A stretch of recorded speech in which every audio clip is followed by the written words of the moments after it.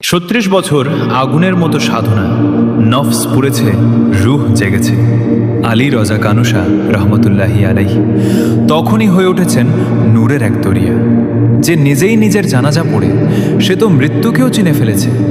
দুনিয়ার সব ভয় তার কাছে একটি ভাঙা ছায়া মাত্র। বাঘের পিঠে সওয়ার হওয়া শক্তির নিদর্শন নয়, এটা ছিল তার তাওয়াক্কুল, যেখানে সৃষ্টি নিজেই হয় অনুগত। তিনি দেখিয়েছেন মরার আগেই মরে যেতে হয়, তবেই জীবনের আসল দরজা খুলে যায় রহমতের আলোয়। ৩৬ বছরের নীরব ইবাদত শুধু সময়ের হিসাব নয়, এটা ছিল এক অন্তহীন সফর নিজ থেকে রবের দিকে। ও আলী রজা কানুশা, তোমার জীবন এক জীবন্ত কিতাব, যেখানে প্রতিটি পৃষ্ঠা বলে মহব্বত মানেই পূর্ণ আত্মসমর্পণ। তোমার এই রহস্যময় পথ কেউ বুঝে না, কেউ তো দেখে না, তবু যার হৃদয় জেগে ওঠে সে ঠিকই খুঁজে পায় সেই নূর।